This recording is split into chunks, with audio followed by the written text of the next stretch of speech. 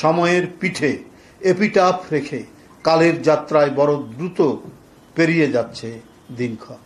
কোটা সংস্কারের টানা ৩৬ দিনের সংসপ্তক আন্দোলন থেকে দুনিয়া কাঁপানো অভাবনীয় অবিনাশী গণ অভ্যুত্থান রূপ পরিগ্রহ করা যে রক্তাক্ত জুলাই বদলে দিয়েছে এই ভূখণ্ডের ঐতিহাসিক স্রোতধারা। জীবন দিয়ে রচিত হয় এক ঐতিহাসিক লড়াই সংগ্রামের গৌরবোজ্জ্বল অধ্যায়। পতন হয় ফ্যাসিবাদের, তার পয়লা বর্ষপূর্তি আজ। যাবতীয় ভয়, হুমকি ও দুর্বিপাকের মধ্যে ছাত্র জনতা মৃত্যুঞ্জয়ী ভূমিকায় অবতীর্ণ হয়। আওয়ামী লীগের দীর্ঘ স্বৈরাচারী উৎপীড়ন ও গণ অভ্যুত্থানের দীর্ঘ ১৬ বছর আওয়ামী লীগের দীর্ঘ স্বৈরাচারী উৎপীড়ন ও গণ অভ্যুত্থানের পটভূমি রচনা করেছিল।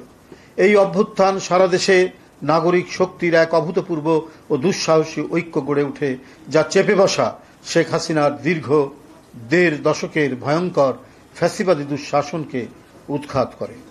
গত বছরের জুলাই মাসটা যেন ইতিহাসের পৃষ্ঠায় উৎকীর্ণ এক দাবানল বিস্ফোরিত অগ্নিময় অধ্যায়।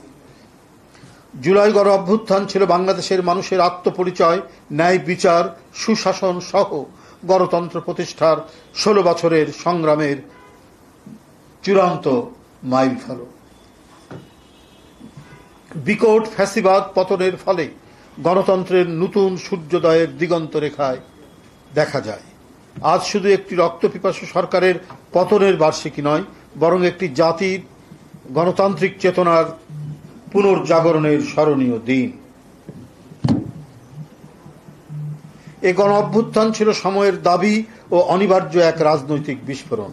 কার্যত এই গণ অভ্যুত্থান দীর্ঘ জুলুমের বাতাবরণের মধ্যে অঙ্কুরিত হয়েছিল অনেক আগেই।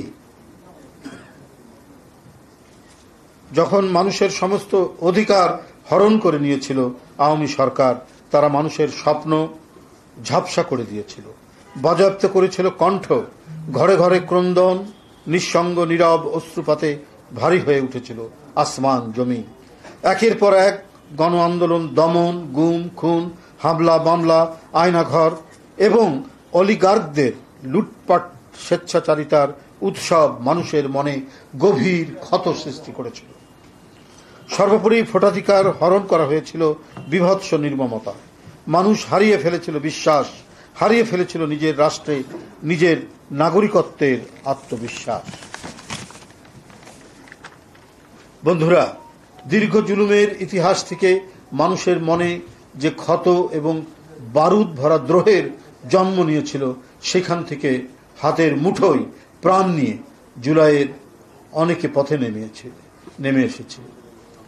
জুলাই হয়ে দাঁড়িয়েছিল জুলুমবাজ আওয়ামী শাসক গোষ্ঠীর অন্যায় যজ্ঞের বিরুদ্ধে বুক টান করে দাঁড়ানোর অসম সাহসী ছাত্র জনতার বীরত্বের স্মারক স্তম্ভ।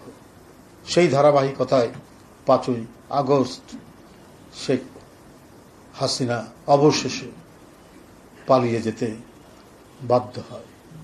গণতন্ত্র পুনঃপ্রতিষ্ঠার স্বপ্নগুলি আবার জাগরিত হয়।